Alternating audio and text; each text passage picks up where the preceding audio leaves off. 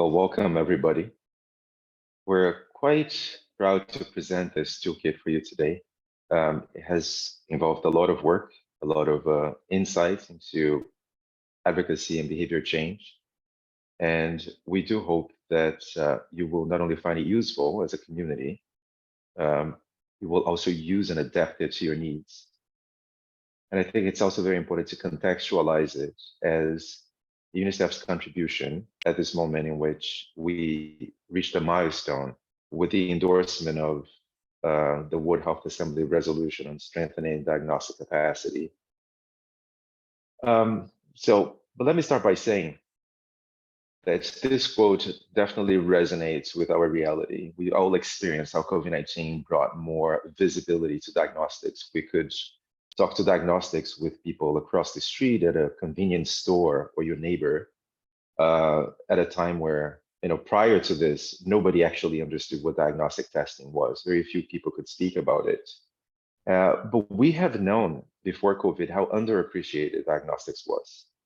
Diagnostics is involved in so many aspects of patient care and treatment, and also public health, from surveillance to outbreak response to monitoring the evolution of pathogens, and also the development of vaccines, the development of treatments. But it goes under the radar. A lot of people don't see how diagnostics is involved in all of this and don't see value in testing. And then COVID happened and brought all of this visibility, and it was quite exciting for us working in this community, knowing that diagnostics was finally getting the visibility and the credibility it deserved. But it was quite striking that as soon as the possibility of a vaccine, not even having the vaccines, the possibility of a vaccine became real, the whole community started pivoting from public health officials in countries to donors to international organizations. And then all of a sudden, what we saw was that diagnostics lost a lot of traction, and vaccines just started taking all the air and the money in the room. Can you move to the next slide? So why diagnostics advocacy matters? I think it is in this context, realizing how important diagnostics is, but also watching how it was so quick to pivot away from it, that we realized that we have to better coordinate our efforts as a community and try to advocate more aggressively, perhaps like an echo chamber, resonating messages that will have meaning to the target audiences we all work with. Next slide. But there's another reason, like in spite of the fact that we know about the importance of diagnostics, we continue to have, COVID was just one of many outbreaks or public health or issues of public health concern that have happened recently and will continue to happen. This is probably a combination of factors. It goes from surveillance, we're capable of detecting them. And let's point out that diagnostics is involved in detecting them through surveillance and identifying the pathogens. It also involves the evolution of pathogens. Let's look at antimicrobial resistance and how these genes are actually spreading. And also how we as a community, a global community, we're moving around much faster. We are also destroying habitats and being exposed to pathogens we've never seen before. And without testing, we're actually blind to this. For example, look at what's happening with H5N1 right now as a veterinary issue with animals, many mammals actually, not only birds, being infected and dying. The reason why we can see that this is the reason why they're dying is because we're testing these animals, and you can actually see that the virus has spread globally. Next slide. So the Lancet Commission on Diagnostics also highlights that 80% of people in low and lower middle income countries do not have access to testing other than HIV and malaria. So in spite of all the importance of diagnostics, the majority of people globally still don't have access to diagnostics. Next. And among other reasons, we know that policymakers are overwhelmed with multiple priorities and limited resources, especially with this polycrisis world we live in right now, with weather-related events and disease-related events, and the connection between this and conflicts and wars. So we understand that there's too much happening for policymakers to be able to understand the value and prioritize testing. Next.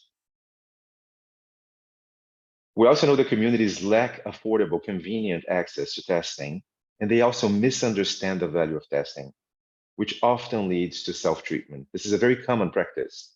A lot of people in low and middle-income countries will jump straight from symptoms to treatment when the drugs are sold over the counter without prescription. And they do not see necessarily the value of testing, but they don't have access to testing either. Next. So the question is, how can we support the advocacy efforts towards diagnostics as we work as a community to improve access and demand for testing? And our contribution to this question is, next slide, is this toolkit. I will hand it over right now to, I believe it is Imara. Yes, and I'll come back to you towards the end. Thank you. Over to you, Imara. Great, thank you, Alex. So I would love to reintroduce myself. My name is Imara, and I work for 17 Triggers, and we partnered on the design and the development of the toolkit. And so I really want to take you through how we developed the toolkit. We used a human-centered iterative approach, which basically means that we continuously came back to the target audience. We came back to the users to understand and make sure that what we were developing was responsive to your needs. And as we learn more, we are able to change and update our strategy, which ultimately led us to, as Alex said, the toolkit that we're going to show you today. So to go in a bit more depth of the process of this development, we started off the project in 2022 with global stakeholder consultations, where we learned about access to testing globally, some of the factors that influence access, so barriers or enablers to access, and really kind of gave ourselves a knowledge base of what the experts in this community knew about testing. But then we went into research. So we developed workshops and field research in 5 countries. We implemented 5 workshops with civil society organizations and Unicef country teams to understand the contexts more fully. So these are key stakeholders. What do they see as the factors influencing improved access to testing in their context? But of course, we went beyond the stakeholder workshops and went into the communities and discussed testing with policymakers, stakeholders, and community members to understand the factors that influence both supply, demand for, and access to testing. We used a variety of qualitative research methods to understand the contexts, both with policymakers and at the community level. And just to note, this research was based on COVID-19 in 2022, but the factors that we uncovered are relevant for testing in other diseases in LMICs. After the research, we moved into the strategy development phase, where we took all of these really rich learnings that we had and distilled them into key insights and prioritized factors that either block or enable access to and demand for testing. As part of the strategy development and prototyping, we made early versions or prototypes of messages, tools, and kind of assets that we could use to address these factors. And we tested them through A/B testing, as well as in workshops with CSOs and other partners. This moment of pre-testing gives us important insights into how to improve the final solution so that it's really responsive to the needs of the user and to the target audience. And what we realized is that all of these things, these factors, messages, tools, recommendations, they fit together to become a toolkit. And it's a toolkit that has to be easy to use, easy to adapt, and easy to kind of adopt and implement. So now we are at this final stage of toolkit development and launch, and we're really excited to show you what's in the Let's Test toolkit today. So briefly, I'll just show you a little bit about the research and the pre-testing. So you can see that we conducted research in Uganda, Rwanda, Mozambique, DRC, and Cambodia. And we also did global interviews, of course, outside of these countries. And then in terms of the pre-testing, we did 2 consultation workshops with global CSOs. And we also did A/B testing on Facebook.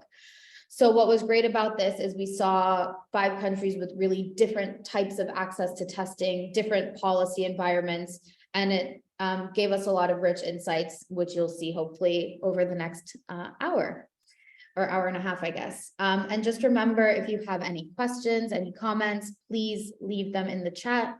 Our team is excited to see them. So now I'll show you what everyone's been talking about, waiting for. It's the Let's Test Toolkit. You can see that on the left of the slide right here, there's a QR code and a link. So if you scan the QR code or you type in lets-test.org, it'll take you to our website landing page where you'll be able to see a video and you'll also be able to see the toolkit. So the Let's Test Toolkit is a comprehensive resource that can support advocacy for improved supply and demand quality tests around the world.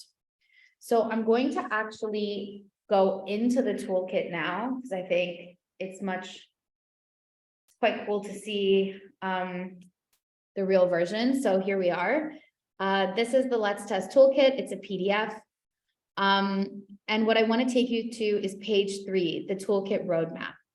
So this is an at-a-glance view of the entire toolkit, and I'm going to take you through the different sections, and hopefully by the time we go through the different sections, I'll be able to hand over to Sharleen to show you a bit more of the detail. So right here at the top, we have our toolkit background information.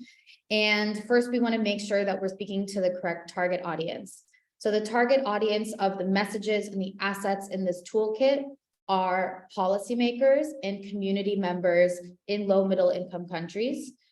On the policymaker side, it's policymakers that are involved in improving supply to testing. And on the community side, it's community members who need to seek access to testing. Just remember, it's important to ensure supply before we do a variety of demand generation activities. So we do encourage you to look at the assets that are directed to policymakers and improve supply first. Then we have our target diseases. So this toolkit was, as I mentioned, designed to be about COVID-19, but actually the messages and the assets in it can be applied more broadly by using best practices that we've laid out for design and adaptation, such as contextual research or pre-testing. And then finally, we have our factors. So a factor is basically anything that influences the supply of testing or the demand for testing. So these can be barriers or enablers, and they're really the backbone of the toolkit. And what you'll see is that there's various factors, prioritized factors that apply to both policymakers and communities. But when you're in your context, you might find other factors are also relevant. So in the next block, what you'll see is at the top, the messaging matrix. So the messaging matrix is an important resource that helps us to translate those findings, those factors from research into something that can actually be used for the target audience. So how do you make that factor into a message is shown in the messaging matrix, and it kind of gives you the logic behind it. After that, we have split the toolkit into policymaking and community side assets. So for the policymaker side, the assets are more around improved supply of testing, while on the community side, the assets are more around improving demand for testing. So on the policymaking side, we have a variety of digital assets that you can use maybe in a WhatsApp or Telegram group or online, and they include videos, static posts, GIFs, and then we have conversation starters. So this is to really help you land a 2-minute conversation with a policymaker or a decision maker. And finally, a modular PowerPoint, which you can use to pull slides and information to support technical meetings about testing. On the community side, we again have digital assets. So there's videos, static posts, and GIFs, and you can use them to develop digital campaigns or even like send them to people or show them in group settings. And then, of course, we have in-person tools. It's always important to remember that not everybody is online, not everybody wants their health information online. And so we've developed games, quizzes, posters, things like that, that can really support in-person communication as well. And I just want to note, we are going to show you the actual assets. Sharleen is ready to go with all of those in a few minutes. But finally, we want to take you through how to use and adapt the assets. So there's a few different areas that we think you might be interested in that are really relevant when we're thinking about how to adapt assets. You can use some of them, you can use all of them, but we wanted to give you kind of some information about each of these different areas. They're not going to make you an expert, but they will give you important background information. So first we have formative research. Then we go into how to use a behavioral framework to develop a behaviorally backed intervention or strategy. Then we have journey mapping. So this is kind of visualizing the health seeking journey. We have pre-testing. So how to actually take your assets and put them in front of the user. Creative briefs, so how to translate all of your amazing research into something that's creative and user-friendly. Implementation planning, so how do you take everything you've created and actually implement it? And then monitoring, how do you see what's going on with your implementation? How do you adapt your strategy, etc. So I'm going to show you now where all of these assets, tools, PDFs live. This is the Let's Test Google Drive. This is accessible on the website lets-test.org as well. And as you can see, and it's also accessible through the Toolkit PDF. It's linked various times. But what you can see here is there's community assets, there's policymaking assets, there's an exciting video that I would love if you watch after this meeting. And then there's a PDF of the toolkit and the messaging matrix. So I'm going to take you through the messaging matrix now, and then just to show you kind of the organization, and then I'll pass over to Sharleen to show you the rest of the assets. So this matrix looks really complex, it's really big, but we hope that it's quite clear and well organized for you to use. So this messaging matrix is kind of the behind the scenes of how you get from a factor to a message. Right? So it starts off with the question. This is the question that maybe your target audience is asking you that influences their desire or their motivation to improve access to testing. Then we go into our factors. So these factors and sub-factors are kind of the specific reason why the target audience is not prioritizing access to testing. And so, for example, there's a low understanding of the value proposition of diagnostics. Does testing actually matter? And then we go to communication objectives, where we translate the factor into our message. So this is kind of, what do we want people to think, believe after they hear our message? And how do you address the factor? From the communication objective, we get to our message. Our message is the thing that you can actually use to speak to policymakers or decision makers about the factor. And the messages are like they're copywritten, they've been pre-tested, and they respond to the communication objective and they respond to the factor. We also, on the right side, have a suggested caption that you can use to support the message. So it's just a little bit more information, that can kind of help you land your point in the message. And finally, all the way on the right, you can actually link straight into a piece of artwork or an asset. And it's quite an easy way to see how you get all the way from the factor to a final asset that you can post or use immediately. Great, so now I think everyone's excited, or everyone understands the messaging matrix. I'm going to hand over to Sharleen to show you some of the assets and how you can use them.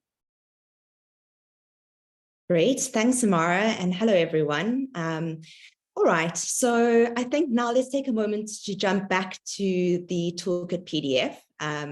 As Imara mentioned, this is available for download on the Let's Test website, or you can scan the QR code that we've been sharing throughout the presentation. And we're going to start off on the page that's called Summary of Policymaker Factors. Now, as Imara mentioned earlier, when you're running an advocacy campaign, it's always important to make sure that testing is available before doing any sorts of demand generation at a community level. We can't ask people to demand testing when tests aren't there. So we're going to start off today with the policymaker, as this would be your first target audience. And on this page, you can see the 10 factors summarized, and all of these 10 are based on the field research that was done in this project. And they are the same 10 that you also just saw in the messaging matrix that Imara shared.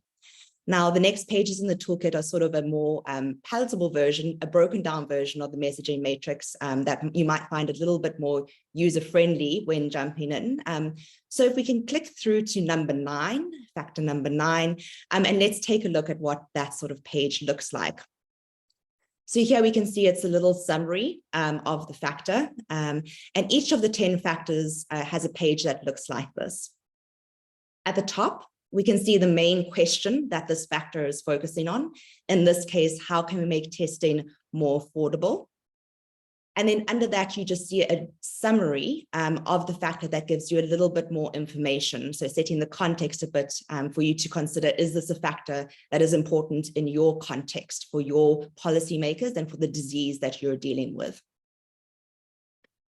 Then, if you go down a little bit more, you'll see that there are 2 sub-factors. So there's sort of 2 different points that we want to stress within our bigger factor 9. Sub-factor 1 is really around the idea of making tests more affordable. So the price of the test, things like making sure that there are subsidies or that the prices are capped. And then sub-factor 2 is around building empathy about the type of test and why the price is important. So why the price of the test might go beyond just the cost for communities. So let's dive in now. We're going to take a look at the artwork for these sub-factors. So on the toolkit, you can click the download assets button, and that will jump you to back to the Google Drive. As Imara mentioned, this is where all the assets are living. So we're using the Google Drive as our home base, and they're all neatly organized into folders there. And we're going to take a look at what some of the factors are that we've just spoken, what some of the artworks are for the factors that we've just spoken about. All right, so let's take a look. Let's start off with factor 1, which has an asset, which is a GIF. And this was the asset that's speaking to affordable testing. So here we see our main message, which is financial support ensures that people who cannot afford testing are able to test. Now, for those of you who perhaps are not familiar with GIFs, GIFs are just a short little animation that allow you to bring the message to life visually in a simple way, but they wouldn't be like videos. They don't have any audio or voiceover. So they're easily adaptable for social media, which is really great. They'd be wonderful to use on those platforms because they grab attention. Being animated, they really stand out. All right, so that's for factor 1. Let's have a look for sub-factor 2. We have a static post, and here we're talking about building empathy around the testing price. We've led with a quote from the WHO, there was stat from the WHO, 800 million people spend at least 10% of their household budgets on health expenses. So we found that leading with these sorts of stats are really effective for policymakers because they help to bring the problem to life, especially when it's from a trusted source, such as the WHO. And you'll see there throughout the assets, we try to use simplistic language, bold, bright design that's eye-catching and that really helps to simply deliver our messages.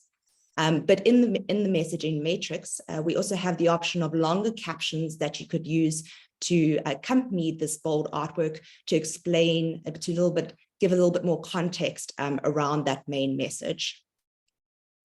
And then I think we have one more digital post to show you. This is for the same factor 2, building empathy around testing. But here we're using a multi-image post. And so what a multi-image post does, it allows you to tell a story over a few frames, but post it together. So it could be on platforms like Instagram or in this case, like LinkedIn, where all the images sit one after another. And here our story is the cost of a test goes far beyond the price itself. It also includes transport to the nearest health center.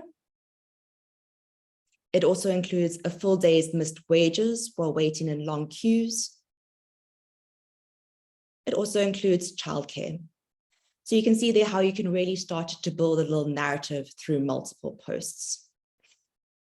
Each of the 10 factors has a set of different digital assets like these, as I mentioned, from GIFs to static posts to panels. We also even have short videos that we're not going to show today, but you're more than welcome to dive in and take a look.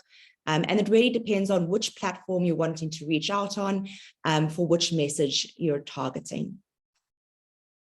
Now, there are also assets that are cross-cutting. They apply to all the factors. And so I'm going to take you through those next.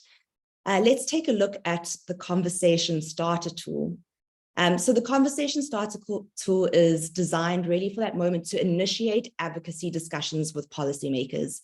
It should be quick and easy to use. You can either download it to be on your phone, or you can print it out ahead of the meeting if you prefer to have cards. And the idea is it's really your moment to pitch an idea quickly and effectively. So each card is led by a question at the top. And you can see, is that the type of question that might be on your policymaker's mind? And then it's followed by a supporting headline, some copy, and again, quotes or stats that help to bring or to drive that point home using evidence. Great, so the conversation starter tool is for those quick moments, but we also know that that's not the only need when it comes to advocacy. There's also a need for more technical and formal assets that can support discussions such as technical working group meetings around diagnostic access. So let's take a look at the modular PowerPoint deck. Now, we've called it modular because the whole idea is you'd be able to download this deck, and it's really up to you to build your own presentation using it. It's all editable according to your audience and your context. It starts off with an introductory section, which is framing the problem. And here we've given you the template for a variety of data points that you might want to include in your presentation, as well as quotes and stats that might help to set the scene for your audience at the start of your presentation. The next section that we jump into is really where it becomes highly dependent on the audience you're speaking to, because you're going to be directly addressing the concerns that are most common to them. So these are mirroring the factors that you saw in the messaging matrix, but bringing them to life in a more detailed way. Each page will speak to a different concern and are backed up with a variety of quotes and points that can help you deliver your arguments. Once you've built this section through picking and choosing which points are most relevant to your policymakers, you can then give some examples using case studies. So here we've pulled a couple from around the world that show the importance of testing and the success that testing can create. But again, these are template-based. So if you have specific case studies in your region or that would best explain the disease you're working in, we encourage you to use this template and build your own. Finally, to wrap up your discussion, you're going to jump to next steps. And here we're looking to kind of create a call to action for your policymakers, where we've set up this section based on the Lancet 10 recommendations of what needs to happen in order to prioritize testing. And you can go through these with your policymaker, looking at the different areas and what needs to happen over what sort of timeline. Great, and that is a summary of our modular deck. Now that we've looked at all the policymaker assets in an overview, let's jump back to the toolkit and let's take a look at the community section. So other than a lack of access to testing, there were two main factors influencing why communities don't test. The first one is value proposition. So communities often do not understand why they need to seek testing. And this serves as a big barrier. Here, you see the same way we did policymaker factors. We've got the example of community one. all laid out for your easy access. And within this, we have various sub-factors looking at why the value proposition might not be resonating with the community, from things like unclear benefits associated with testing, to low perceived need to testing, to self-medicating instead of testing. So those are just a couple to call out. And before I show you the assets for value proposition, let's jump, because there was only one other main factor, which is myths and misconceptions. So we can jump to that page. Right, so myths and misconceptions we know are a really powerful barrier to testing because they spread quickly within communities, and they become commonly held beliefs that reduce the demand for testing. And you can see just a few of the ones that we've explored when creating our assets. So let's take a moment to jump back into the drive, and we're going to take a look at example assets for both the value proposition and myths and misconceptions. Let's start off with value proposition, and we're going to look at value proposition sub-factor 1, which is unclear benefits associated with testing. And here's an example of a static post that you can use. It's quick, it's punchy, it's got a big headline that's attention-grabbing. It says, testing gives you important information about your health that helps you know what to do next. So you can imagine that's great for social media use to quickly grab people's attention, and you can then spend more time in the caption unpacking what behavior is that you're looking for. Now, I'd like to take a look at the same sub-factor, but a slightly different type of asset. So still looking at the unclear benefit associated with testing, but this time a GIF. So our headline says, what if you've got a cough and are feeling tired, but you decide to go to work anyway? Staying home means you'll miss out on time and money. But by the end of the week, you feel so sick, you can't get out of bed. And the people you work with now have symptoms too. And then our call to action, let's test. So here's an example of how for the same factor, different types of assets can bring the story to life in a different way for your audience. So it's really up to you to decide which channel you think would be most effective for delivering that message. Great, now let's have a look at some of the assets for myths and misconceptions. So I'm going to jump to lead with an example of a GIF. So, and this one perhaps for GIF number 1, where we're looking to, there we go. So here we have the question, are rapid test results accurate? And our headline, rapid tests are reliable and accurate when used according to the instructions. So when dealing with myths, it's important that we always lead with and emphasize the truth. So that's what sticks with the mind of the community member. Now that we've had a look at an example of a GIF, let's take a look at the example of a static post. And so an important reminder that the toolkit has been designed based on COVID research, but can be applied more broadly. So here we have a static post that says, how will knowing my results change anything? And our headline is, one of the best ways to stop the spread of COVID-19 is awareness. Now, we know that if you're working on a different disease to COVID-19, you obviously couldn't go and post this on your social media to your community members because this would be irrelevant. So what we've ensured in the toolkit is that all the static posts are very easily editable by you or your team members.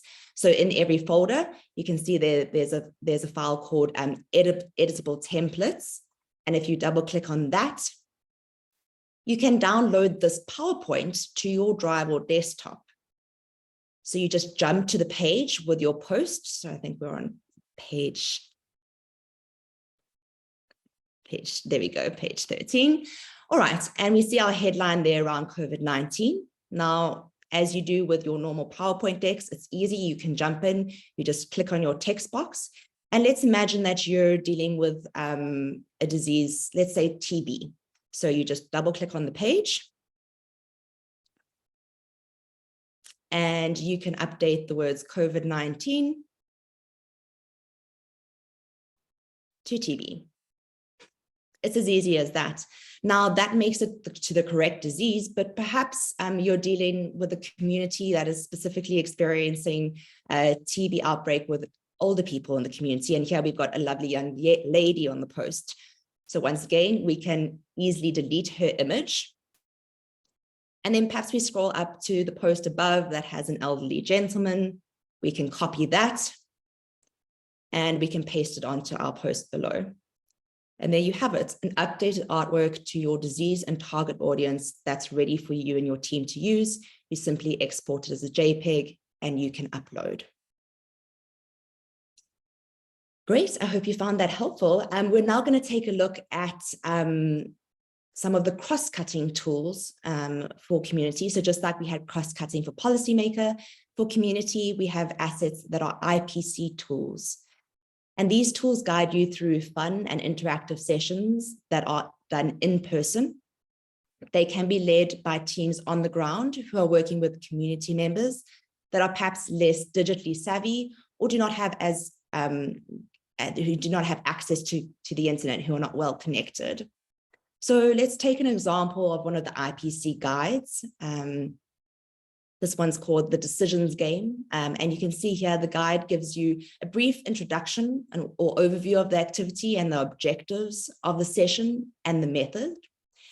And then if you scroll down a bit more, you'll see that there are step-by-step notes that guide the facilitator on what exactly to do and say during the session with the community members. Now you'll notice here there's a couple of images. That's because there are some fun tools that go with this IPC guide. And these are printed out as cards.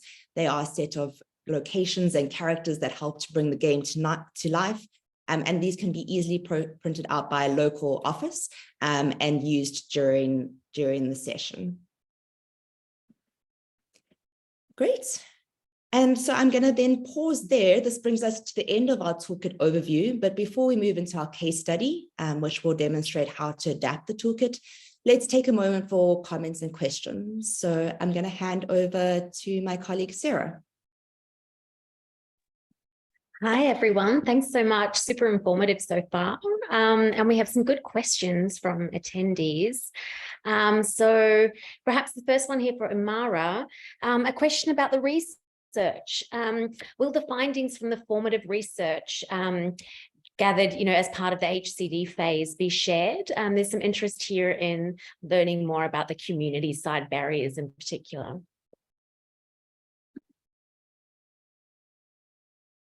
Sorry, I couldn't find my mute button. So yes, thank you so much. We also found the findings quite interesting. A lot of the findings can be found actually within this toolkit document itself. In addition, there will be a supplementary strategy document on the website that you can use to kind of read more about the research and the findings.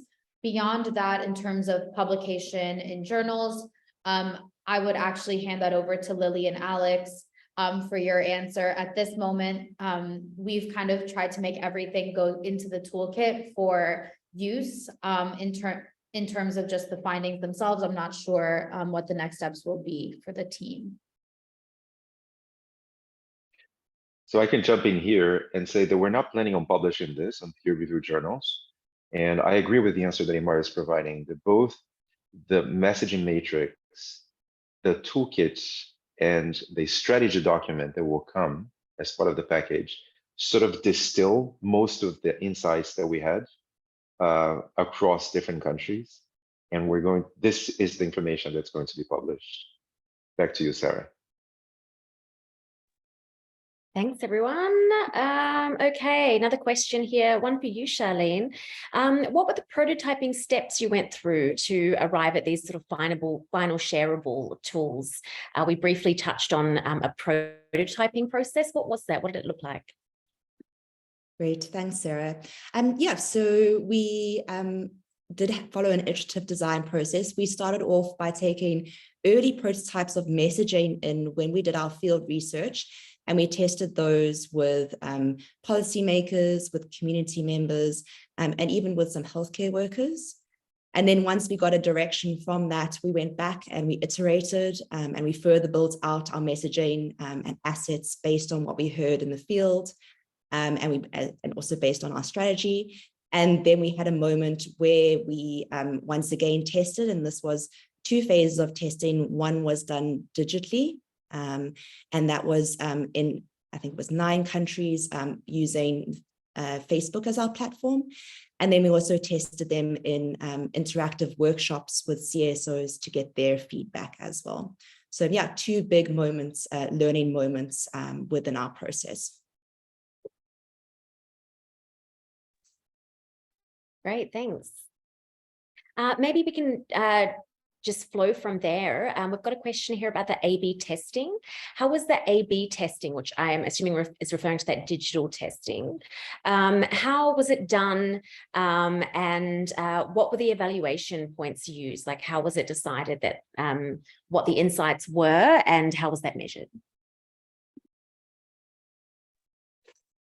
So the A/B testing, as I mentioned, was done on Facebook, and we were doing comparative tests there for the different batches of messaging. So seeing what messages resonated more.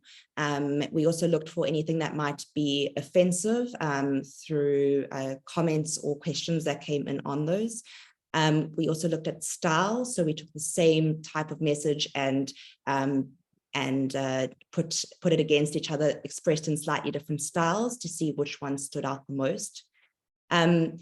Because it is online testing, it's perhaps not, it doesn't have the same level of detail as a qualitative in-person session, but we can look at the metrics really nicely and see which posts are doing better, looking at the algorithms on Facebook and which ones are taking preference over the others.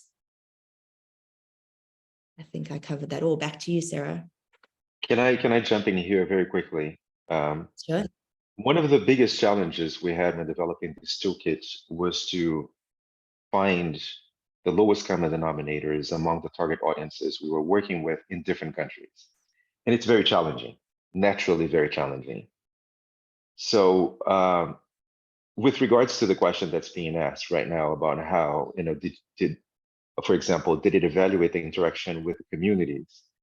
The reason why you have some of, or many of the tools in the toolkit in an editable format is because we understand that it's impossible to find a one-size-fits-all. So what we're doing is the best job that we could in aggregating, analyzing, and then deriving this lowest common denominator, and then providing that information to the community, this community, in order for you to assess whether this information works in your setting, and if not, how you can tweak it, how you can test it, how can you adapt it and retest it in order to reach the objective you have with the target audience that you're trying to reach. So we don't believe that all of these messages would resonate with the target audiences in every country, but this was the best that we could find in terms of the lowest common denominators, the main factors that affected access to testing in different settings. And that's what we're offering to you. Now, the other thing is the approach we're using with the decision, the policymakers is more of an advocacy-based approach. The decision with the community is a social behavior change approach. And you can imagine, for those of you who work with social behavior change, that it is context specific. It has to be tailored to the local audience, the local challenges and opportunities. That's one of the reasons why you have these tools in an adaptable format, because you will have to test whether these messages work as they are. And if not, now you have to put some effort there in order to tailor the message to the target audience in order to produce the desired outcome. Back to you, Sarah. Thanks for that, Alex. That's great. I'll just actually jump in as a follow-on to that. There were also a few questions about language adaptation and use of that for localization. So just to quickly jump in and answer that for everyone. The The video and GIF tools are already available in both French and Spanish in the next couple of days. And then Unicef is working on developing other language versions of the rest of the full toolkit and assets. But also, as you will see in the next session coming up, the assets are, many of the assets are fully editable. And so in the interim, that's a good opportunity to update the language if you need it in French or Spanish before they're ready, or of course, whatever your local language is. In terms of time, just looking here, we've got a few questions about how to apply the toolkit to specific sort of multi-disease situations, new technologies. So I wonder if perhaps it might be good to jump in and go through this case study first, and then circle back to these questions once we've had a demonstration of one example of how the tools can be adapted. Would that be okay, everyone? Yeah, I think that's a good idea. Great. Okay, thanks. Let me hand back over to the team. Great. Thanks, Sarah.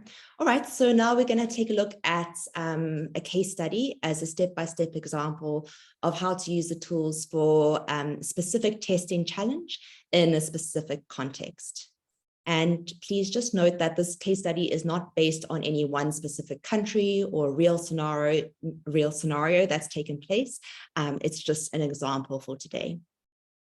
All right, and in this example, we're going to be looking at, next slide, improving access to testing for cholera in an urban population. So let's paint a picture of the setting a little bit. So in our case study country, there's been a spike in cholera cases and a corresponding spike in deaths and hospitalizations. There has been a heavy rainy season followed by flooding, and this has fueled the spread of the acute, often waterborne disease. Now, our case study country has quite densely packed communities, which lack clean water and sanitation facilities. And young children, especially those under 5 years of age, are most at risk of severe illness or death.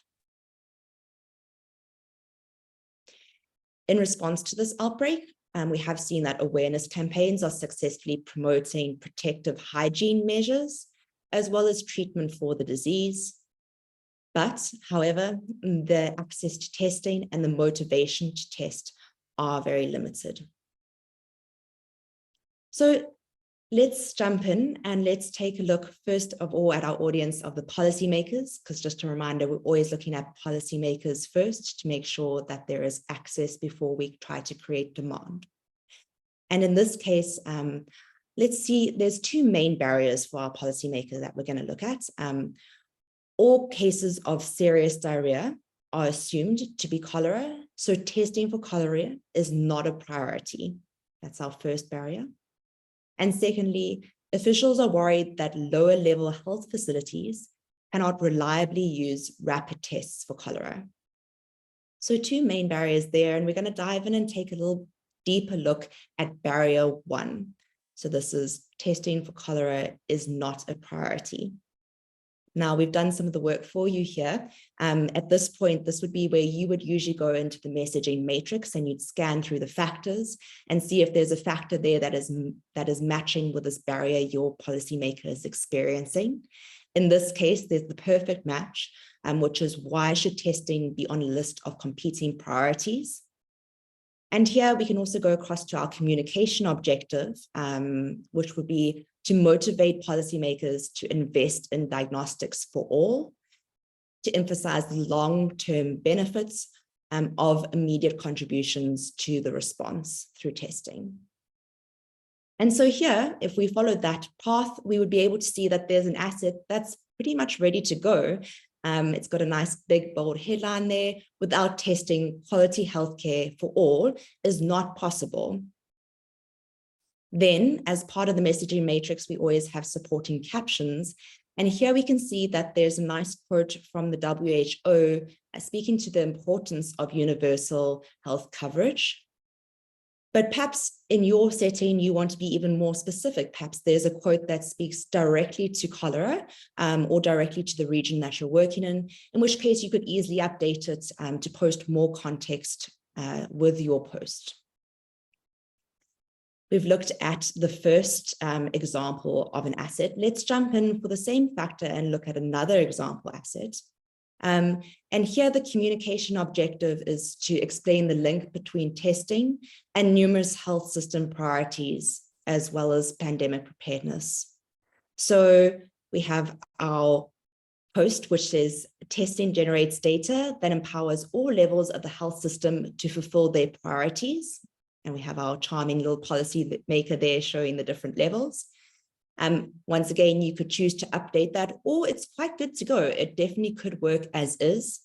And we have a caption that shows how policymakers benefit from a national and subnational level as they know where to direct their resources, and that individuals and communities also benefit because they're equipped with the information to make decisions for their health and well-being. Once again, could look to adapt or use as is. That's just an example of two of the digital assets, but let's do a quick overview. So if we did use both of those barriers, here's a quick showing of the ones that we would probably be able to pull out as a nice set that's ready to go. Now, some of you might have better eyes than I do and notice that one of them specifically says COVID-19 in the quote. That's great. That just means that, like I showed you before, you have the option to go into your Drive, to go into PowerPoint and update that either to be a slightly different quote or update the wording of the quote used there. Now, not only do you have digital assets, because as you'll remember, we also have our conversation starter asset. And here you could go and look for the questions that relate specifically to the barrier that we're talking to. So why should testing be on a list of competing priorities? Can lower level health facilities provide testing? And that would be great for you to have a quick conversation with the policymaker. And then we have our modular deck, which gives you the more in-depth content if you were wanting to call a meeting and present the facts. So let's have a look at how these all work together. This is just an example, of course, but it could start off that when you meet with a policymaker, you use the conversation starter cards to quickly address their key concerns around testing. And this will really help you to remember your talking points and engage quickly.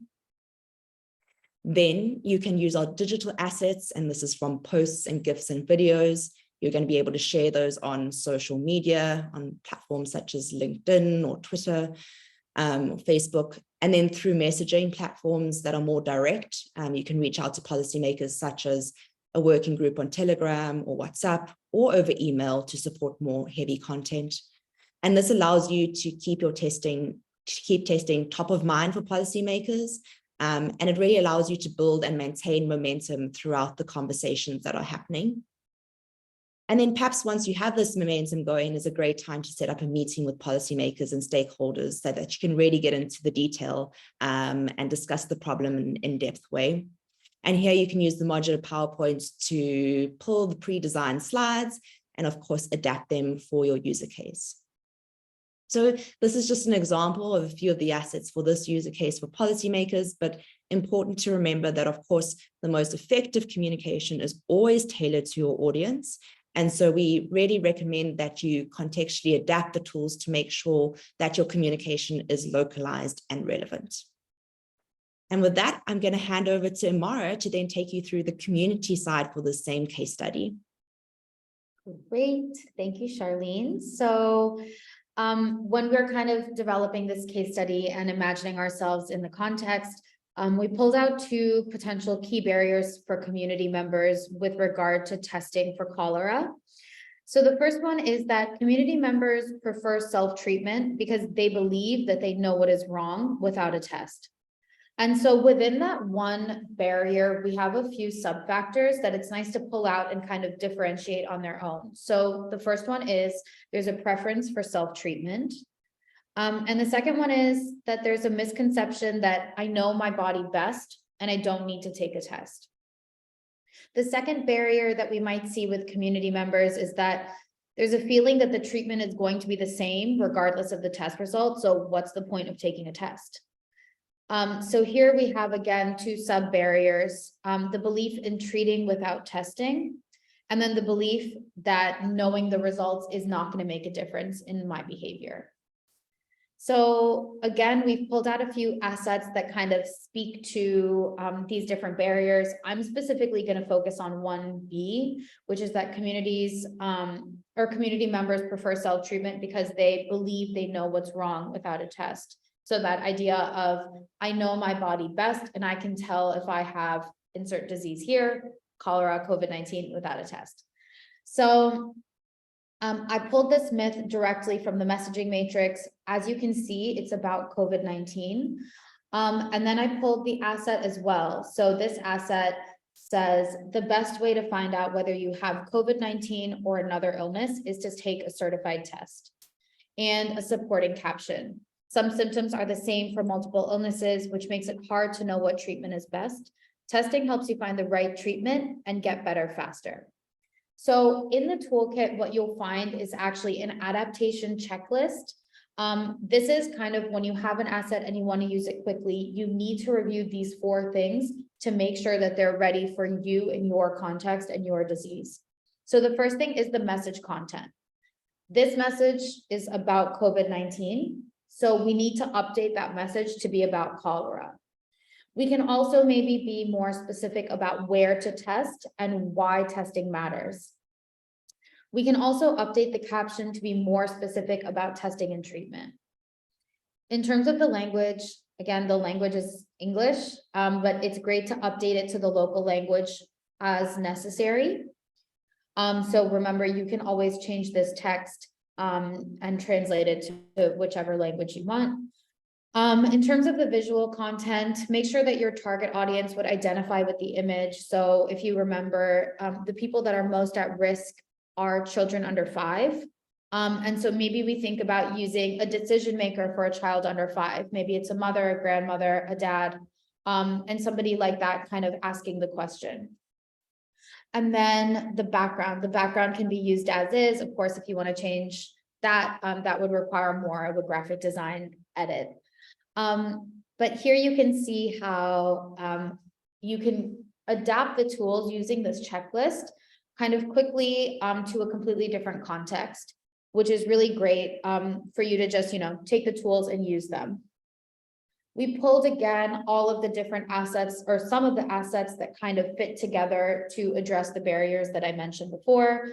And it's really important that when you're thinking about the barriers and the factors, like no person or no situation is only going to be motivated by one. So it's great if you're able to choose multiple factors, identify priority factors, and kind of mix and match those assets, barriers, and factors together to make sure that you're creating an integrated solution.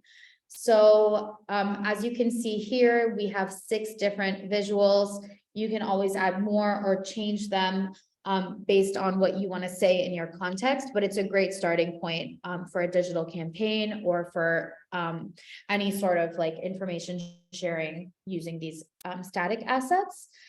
But then we also have some, this should say community members, but this is some additional supporting assets for communities.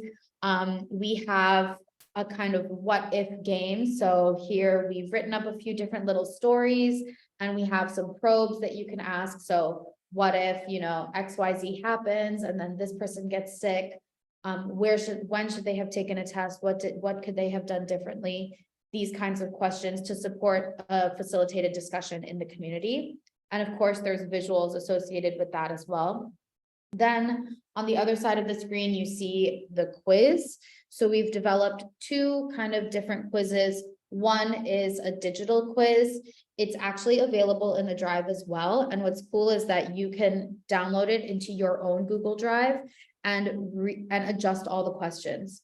So you can make the quiz relevant to your disease area, test, target audience, language, etc. But we have kind of the bones developed for you already. And then in addition, we have an in-person quiz. So it's a poster, and then there's a true, false kind of answer paddle. So people can raise, oh no, that's false, that's true. And it's great because when you're discussing myths, you can really see which myths are the most common and kind of address those quickly. So how do we use this all together? You can create a kind of full intervention with using the digital posts. So you can share the posts, the GIFs, the digital quiz, and the videos on social media. This allows you to reach a lot of people quickly. And a lot of people are already accessing information on online. And so it's great that you can kind of deliver information where they are. But then we also have our in-person tools or assets. So we have posters, we have games, we have quizzes that can also be adapted for in-person interventions as well. So it's always great to deliver these in-person tools through localized channels. So make sure that it's a trusted partner in the community, somebody with authority to give health information. So you're not really only adapting the asset, but you're also adapting the decision-making to your context or the delivery to your context. So we wanted to remind you again, of course, that the most effective communication, especially SBCC, is tailored to your audience. There are myths that are extremely localized and extremely specific about specific diseases. And so it will always work best for you to identify those local myths, local perceptions, and then adapt the tools to be kind of responsive to those. So I will finally take you through our recommendations on contextual adaptation. And this is a section that's in the PDF of the toolkit as well. It is our invitation to adapt the tools using these different methods. And I'm just going to quickly take you through the methods so that you can understand what they are and why they might be important. So again, these are available in the annex. And as I mentioned before, they won't make you an expert, but they will kind of invite you to learn more or find an expert that can help you with that different thing. And one more thing with all of these different kind of methods, you don't need to use all of the methods. If you only want to pre-test something, if you only want to do research, it's great to also have a kind of information in the toolkit as well about that. So on the left, you see formative research. Formative research helps you understand who the target audience is, what motivates them, who motivates them, what are some of the barriers that they face in performing your final behavior, whether that behavior is seeking testing and taking a test or improving access to testing. Then we go into the behavioral analysis. So a behavior change framework helps you be responsive in developing your strategy, both on the advocacy and SBCC side. You can organize your thinking, you can analyze in a consistent way. It helps you to identify priority factors and also just develop responsive solutions. One of the great things about using a behavior change framework is it takes us beyond the idea that the only reason why people don't act is because they don't know better. There are multiple reasons why people aren't performing the behavior that maybe they know that they should be doing. Maybe it's their environment, it's their motivation, it's their emotional state, etc. So it's great. There's a section in the toolkit about behavioral analysis. Then we go into journey mapping. So journey mapping is a great visual tool. With journey mapping, you can map the target audience's health-seeking behaviors or other behaviors by, what happens when you get symptoms, all the way until this is what happens once you take treatment and you continue treatment over time. So it's great because you can visually map something and you can identify decision-making moments and key barriers. So one example of this is, okay, when I have symptoms, it's a decision-making moment. Do I do nothing, or do I go to the pharmacy and buy medication, or do I go take a test? And why do I choose one or the other pathway? These journey maps can be used with community members or with your target audience, but it's also a great tool to show stakeholders so that they can understand and empathize with your target audience's behavior. Then on this next slide, we have 4 more different little sections. The first one is pre-testing. So pre-testing is important because you're actually able to put advocacy or SBCC assets in front of your target audience and ask or see how they react. It helps us to refine our messages, our assets, by collecting user feedback, and it can be done quite quickly. So it's a great way to make sure that what you're designing is actually centered on your target audience.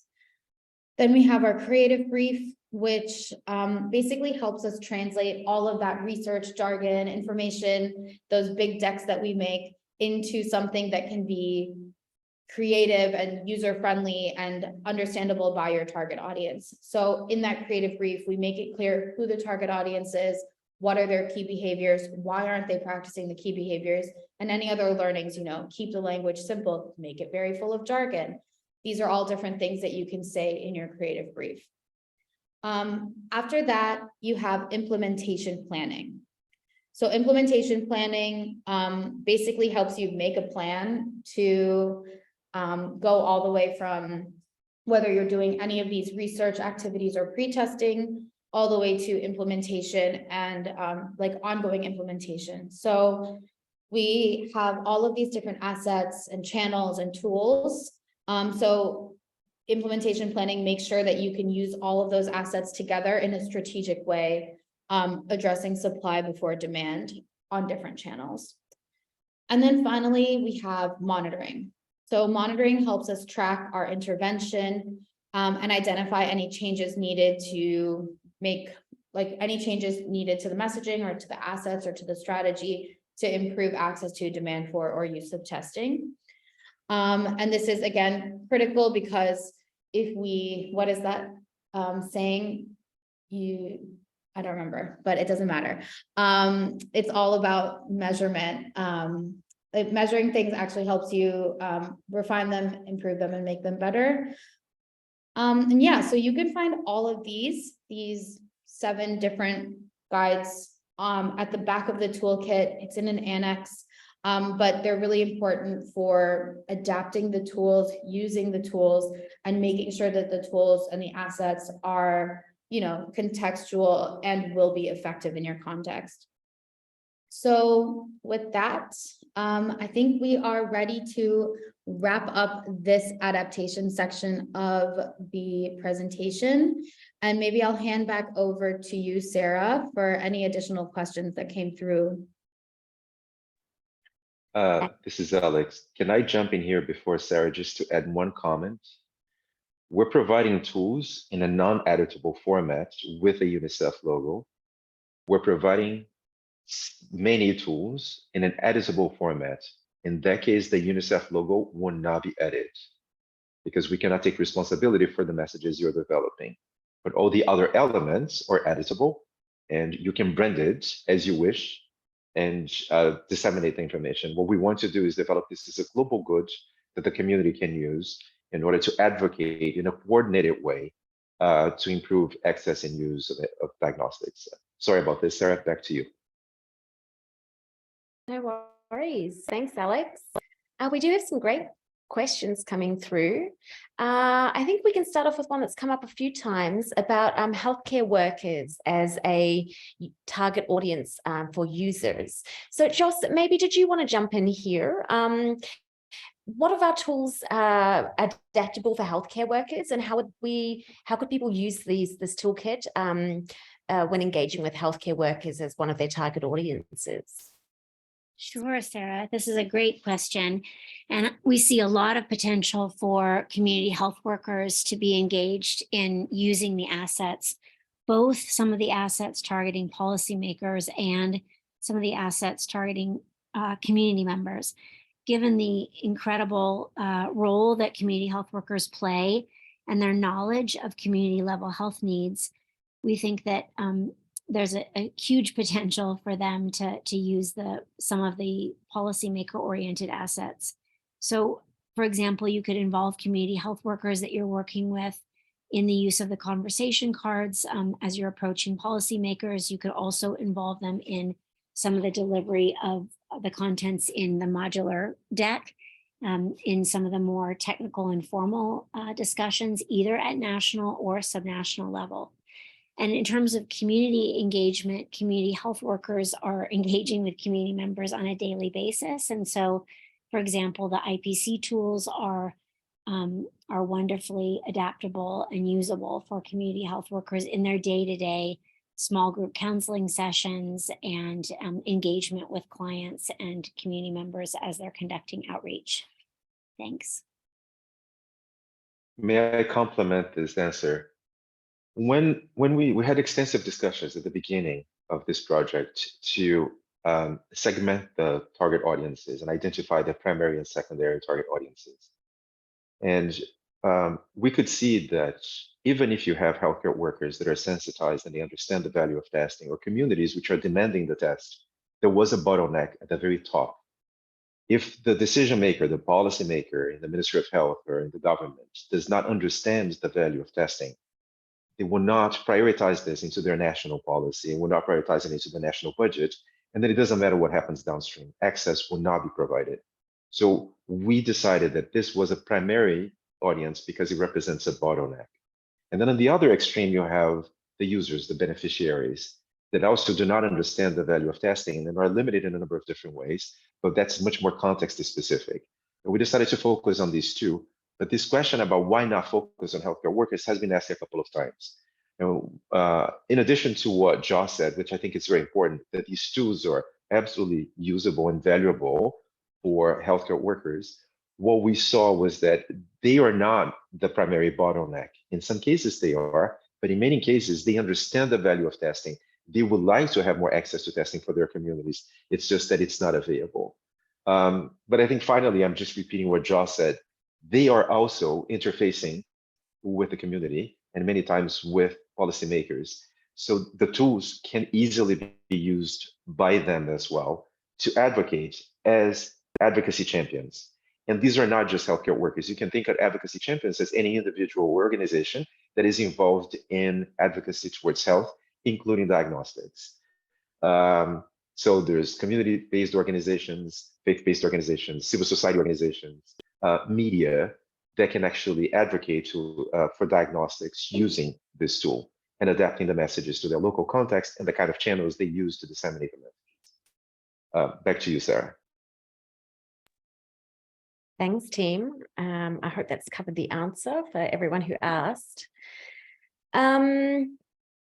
We've just had a great question about using this tool and promoting it within their own audiences. Can we just clarify, this is for everyone? This is a public tool. This can be shared, downloaded, used for everyone, right? Yes, and not only this, we do hope that you will use your individual and organizational channels to disseminate this, because it is a very needed tool. This is a global good. This is not, it's free and available for anyone to use. Great. And I guess in terms of sharing this, the key links here is the website link you can share, or of course you can share the Google Drive link directly. We have 10 minutes left. So in terms of a few remaining questions, we had a question here about, for you, Alex, about, are the resources in this toolkit suitable for multi-disease testing and integration? So through the adaptation, you could see that you can use the tool as almost like a template to develop appropriate messages following the guidance that was provided by Imara right now. So yes, they are amenable to this. We did not specifically target new technologies or multi-disease testing platforms or point of care testing. You will see that the two main focus areas were PCR/laboratory testing and community level testing using rapid diagnostic tests. But it doesn't mean that these messages cannot be adapted to other technologies or multi-disease testing. It's a matter of actually having the time and putting the effort to be able to adapt the messages using the templates that we are providing. Over to you, Sarah. Thanks, Alex. There were a few questions that spoke directly about the financial factors. I wonder, there might be a few answers to this, so we can maybe pause here for a couple of moments. The questions around the financial factors was commenting firstly on the prevalence of finances in these discussions and in these barrier discussions with policymakers specifically, and also trends that, you know, this has been impactful content that's worked before. So perhaps can we have a moment to discuss in terms of financial barriers and blockers and discussion, what are the tools that we already have? What could be adapted for that purpose? And also how might the local users add localized financial content to these tools to make them more relevant to their own policymakers? Maybe I can just show everybody a really nice resource that we put together. I can't answer about finances specifically, but what we do know is that there are a variety of resources that can be used to kind of look more into, maybe you want to do an economic analysis or another kind of impact analysis. A lot of these resources are aggregating information about financial impacts of testing, and also about like where testing is going. One really great resource is the the Knowledge Hub. So on this Knowledge Hub, there's a variety of different graphics that you can use to kind of dive deeper into that. In terms of one resource that I found important when we were doing this work, the Lancet Commission on Diagnostics was critical, and they also have a global analysis relating to the financial factors or like the financial impacts of improved testing. So that would be one resource that I would direct our participants to. It's within the big paper that's in the Commission's publication. Beyond that, maybe Alex or Joss, you have further information. So the question on return on investment and diagnostics is one that we continue to work on as a community. But I think, you know, while the Lancet Commission publication, Lancet Commission on Diagnostics publication does a more of a global analysis, I think the more impactful arguments will be at a local level. And for that, an analysis needs to be done for this specific test or disease at the local level in order to produce the desirable impact.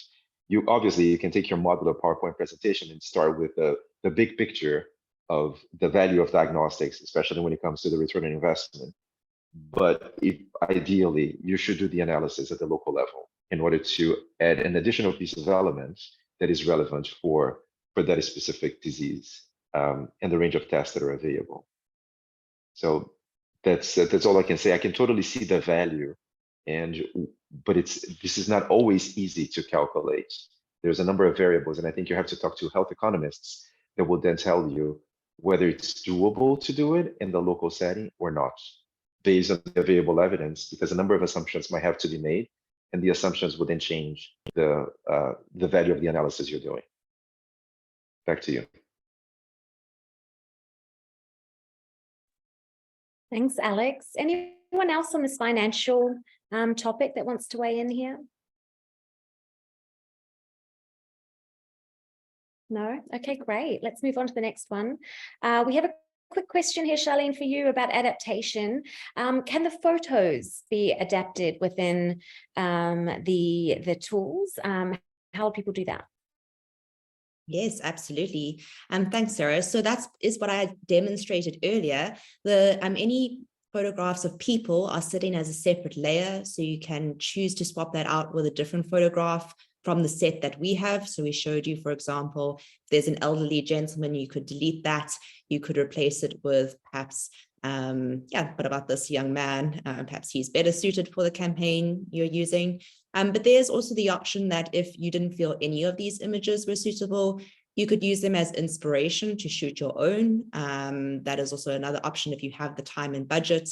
We've just tried to give you an option that is quick and easy to adapt the assets.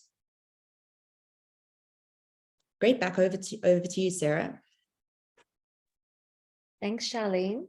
Okay, look, we have a question here about integrating the tool into SBC programming at sort of national levels and project levels. So it looked to me like this whole toolkit document is somewhat of a guide anyway, but how would this look for the direct user at the national level of this toolkit? And then also what would they need to do to help embed this within their own SBC programming? Sharleen, Imara? I actually think this is a question for Alex. The question is, I don't know, actually. If I understand the question, are there any modules in the toolkit that could be integrated in SBCC training? And I can think of the modular PowerPoint, but I don't know if that's what an SBCC training would need. And I actually, my gut reaction is no, I can't find a module that can be extracted. But I think for you guys who actually develop this, do you see the potential to actually integrate specific elements, especially from the adaptation tools, that could be integrated into an SBCC training or CCE? Yeah, I think this is a great starting point. So one of the, in this annex, we have, as I mentioned, a variety of ways to contextually adapt tools. If you want team members to understand these different sections, it's great for them to come in here and give it a quick read. This is all information that's been distilled down so that it's easy for you and your team members to understand and to adopt. So it's not as heavy as maybe going into a textbook and reading the, what is monitoring and evaluation, which can really be, well, is people's entire career. So in that sense, these pages are really useful for your, or can be very useful for you. And then specifically one that I would love to call out is the behavioral framework section. We have highlighted a specific framework called Elephant Rider Path. It's one that's really easy for people to understand and to adopt. And so maybe this is a great starting point for SBC if you are trying to bring more people on your team into kind of thinking about behavior change at a deeper level.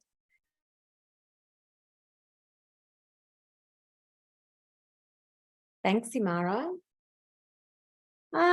We're coming to the end, and that's through most of the questions there. So perhaps it's ready to wrap up. Alex, did you have some closing words for everyone? Yeah, so first I would like to thank everybody, especially thanking 17 Triggers for the fantastic work you have done on developing this tool. And thanks the audience for taking the time to actually listen. And I hope that you will use and adapt the tool. So what Unicef is doing here is offering this toolkit as a global good to facilitate a more coordinated advocacy approach, especially in support of the new World Health Assembly resolution on strengthening diagnostic capacity. This is to help facilitate implementation of the resolution going forward. As you can see, we have a range of assets targeting two different audiences, and we're adopting this. It's ready to make, press the button and disseminate. And if you have the time, the interest, the experience, and the money, you can go ahead and adapt it to your local context. If you have any questions, please send an email to this address that is on the screen. Please access the toolkit using the QR code or the address that you also see on the screen.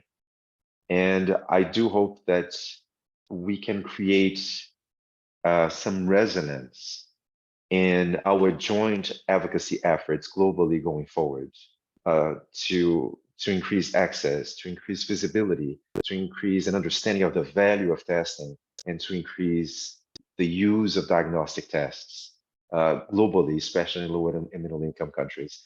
We should not wait for the next outbreak of cholera or the next pandemic of H5N1 to revisit these questions and start all over again. I think we have to take the lessons from COVID and start acting now.